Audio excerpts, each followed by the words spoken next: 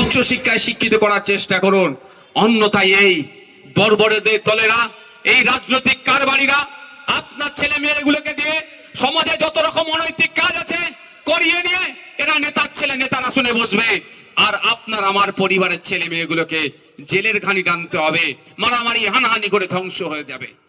বন্ধুগণ, দ্বিতীয় যে কথা আমি আপনাদের কাছে অনুরোধ করব, রাজনীতি করুন, সৌহার্দ্যের পরিবেশ তৈরি করুন, সৌজন্যতার রাজনীতি করুন। আচ্ছা বন্ধুগণ যারা আছেন একটু আমাকে বলবেন, শুভেন্দু অধিকারীর সাথে মমতা ব্যানার্জির কোনোদিন হাতাহাতি দেখেছেন আপনারা? কেউ দেখেনি, আর দেখতেও চাই না। অধীর রঞ্জন চৌধুরীর সাথে অভিষেক ব্যানার্জির হাতাহাতি লড়াই হয়েছে? দেখিনি, দেখতেও চাই না। মোহাম্মদ সেলিমের সাথে কুণাল ঘোষের হাতাহাতি লড়াই হয়েছে? ফিরহাদ হাকিমের সাথে আপনার সুজন চক্রবর্তীর হাতাহাতি লড়াই হয়েছে? হয়নি, আর দেখতেও চাই না। কিন্তু আমরা কি দেখলাম? সুজন চক্রবর্তী, পার্থ চ্যাটার্জি এক জায়গায় এসি রুমে বসে চা খাচ্ছে, গল্প করছে। কুণাল ঘোষ তৃণমূলের নেতা, সুকান্ত মজুমদার বিজেপির নেতা, দিলীপ ঘোষ বিজেপির নেতা, কারো জন্মদিনের কেক কাটছে এসি রুমের মধ্যে থেকে। আচ্ছা আমি আপনাদের একটা কথা বলি, এই অশোকনগরের মানুষকে বলবো, এখানে বিজেপি করেন অনেক মানুষ, মাইকের আওয়াজ যাচ্ছে, তৃণমূল করেন অনেক মানুষ, মাইকের আওয়াজ যাচ্ছে। আমি তাদের কাছেও বলতে চাই, দলের সুপ্রিমো মমতা ব্যানার্জি শুভেন্দু অধিকারীকে ডেকে চা খাওয়াচ্ছে, আপনারা ওখানে মারপিট দেখতে পাচ্ছেন না।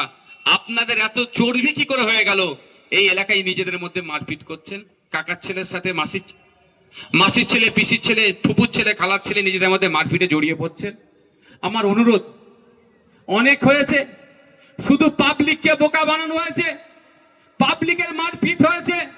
নেতারা সন্ধ্যেবেলায় টিভির সামনে বসে সাজুগুজু করে, সাজুগুজু বলছে এই জন্যই, ওই সন্ধ্যাবেলা যারা বসে অনেকে দেখবেন সব কি বলে গো মেয়েরা করে, হ্যাঁ মেকআপ করে বসে। আমার নিজের অভিজ্ঞতা, ওই আমি একটা ডিবেটে যাচ্ছি, ও আমাকে বলছে আমাকেই মেকআপ করাতে এসেছিল। আমি না ভাই, আমার ফাটাফুটি যা আছে এতেই চলে যাবে। তো সন্ধ্যাবেলা এরা মেকআপ করে বসে বসে আপনার আমার হয়ে কথা বলে, আপনি আমি কি ভাবি এটাই আমার প্রাণের বন্ধু।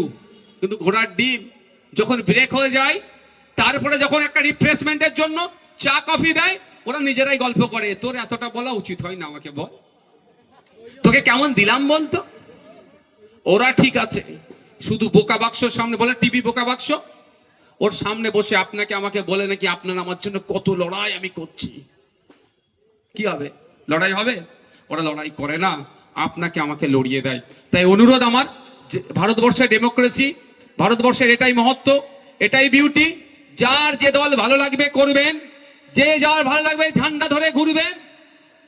যদি মমতা ব্যানার্জি শুভেন্দু অধিকারীকে বিধানসভার এসি রুমে বসে চা খাওয়াতে পারে, তাহলে কেন এখানে আইএসএফ এর নেতাদেরকে অন্যান্য নেতারা লোকাল স্তরের কেন নিজেদের মধ্যে লড়াই জড়াবে?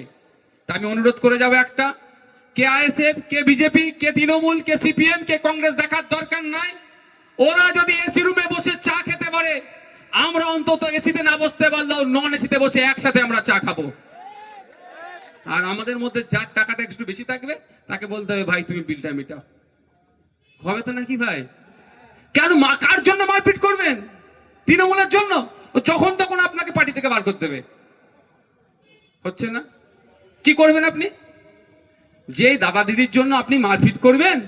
এই আমাদের ভাঙড়ে দেখুন না, তৃণমূলের শওকত মোল্লা ঘনিষ্ঠ খুন হলো, আর শওকত মোল্লা ঘনিষ্ঠ অ্যারেস্ট হলো। আর কি বলছে এখন মাইক ধরে, মুফাজ্জেল মোল্লা সহ যারা অ্যারেস্ট হয়েছে জানো না ছাড় পাই।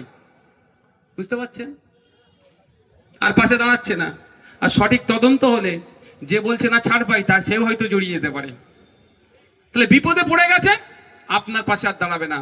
আপনাকে বাঁচানোর জন্য এই অশোকনগরের, আপনি বিপদে পড়েছেন, নওশাদ সিদ্দিকী ফুরফুরা শরীফ থেকে আসতে গেলে 3 ঘন্টা টাইম লাগবে প্রায়। শুভেন্দু অধিকারী মেদিনীপুর থেকে আসতে গেলে 5 ঘন্টা প্রায় টাইম লাগবে।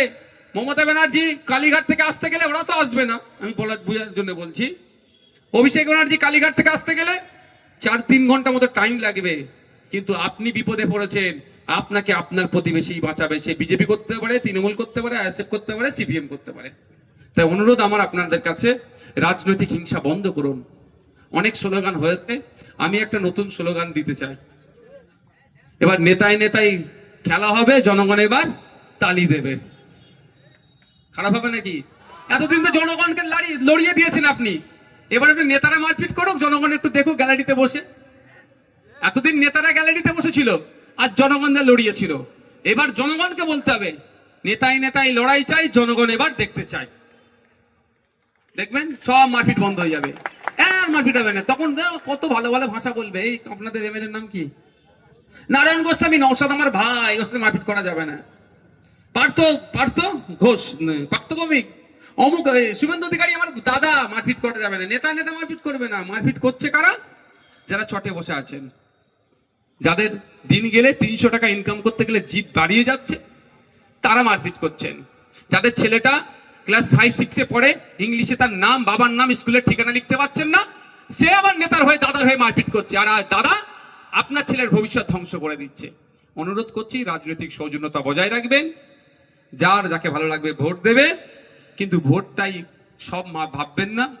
প্রতিবেশী বাকি 364 দিন যার সাথে একসাথে উঠা বসা করেছেন, এই ভোটের জন্য তার সাথে সম্পর্ক নষ্ট করবেন না।